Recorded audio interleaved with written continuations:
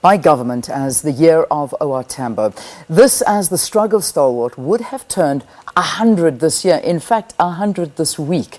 We're now joined by ANC Deputy Secretary General Jessie Duarte, who worked in Tambo's office in Lusaka, Zambia. It is so good to see you. Good morning, Leanne. Just to correct that, I didn't work in Tambo's office in Lusaka, Zambia. No. You didn't? I don't know why we have this written here. What was your association with him? Well, when he came back, I did meet Comrade Oliver Tambo once in Sweden. I met him in London. I also met him in Lusaka several times when we had briefings. And at one point he asked for a very particular briefing, and we went through Botswana and went to meet with him in Lusaka. But I wasn't fortunate enough to work with such a great man. I did work with other great men, but not with him. Yeah, we know your association with some of the great men, and we'll focus on Mandela next year, because the same thing is going to be celebrated next year for the 100. But let's focus on OR Tambo. Your first meeting, your first encounter with him.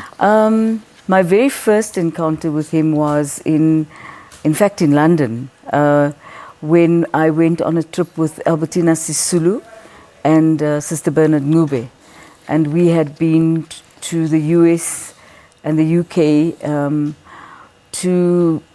as part of a UDF delegation to meet with the leadership of those countries to talk about the freedom of our country, the issue of sanctions, and why we thought sanctions were so important. And he came to London to come and debrief us.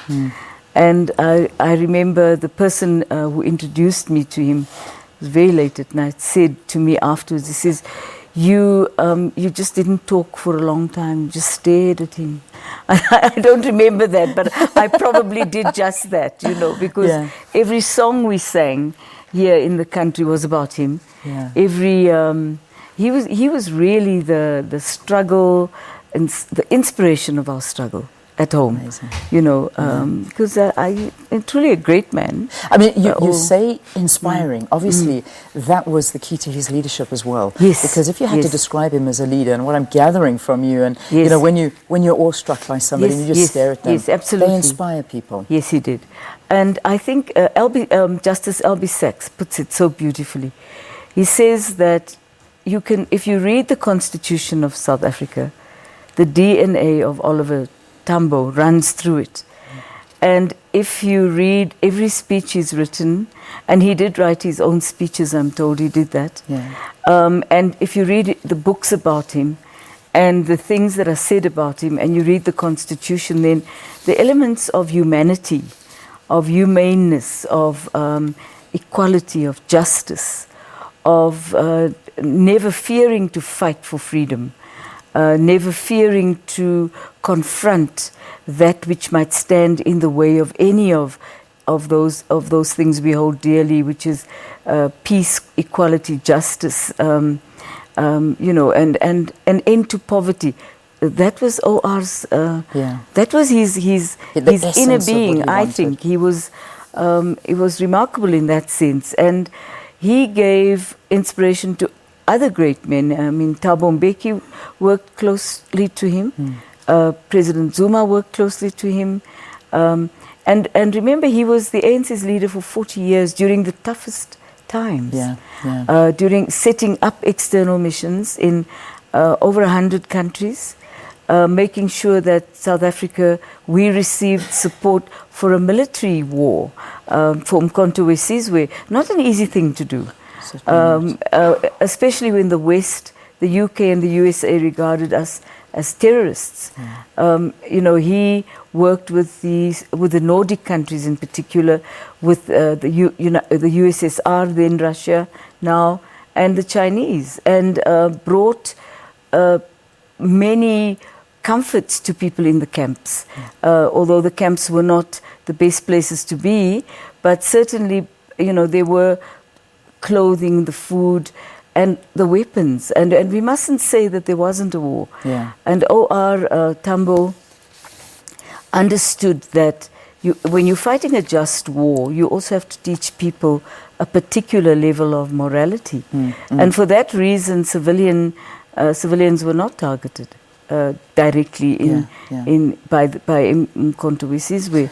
I want to bring it to modern day and where we're sitting right now and talk about the fact that, I mean, you yourself have been quoted as saying that the leadership now contradicts what OR Tambo stood for. I think to an extent many do. I don't want to pick on any specific leader, but I think in general terms the ANC has come through quite a difficult 2 years, in the last 2 years, with a lot of introspection. And when you introspect, one of the things that happens is the things you say about yourself almost become legend. Yeah.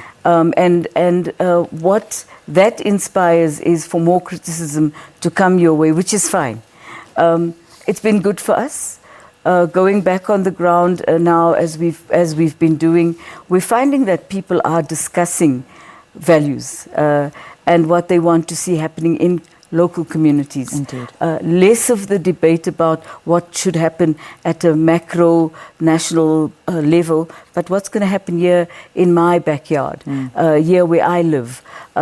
A more consciousness about servicing the people directly.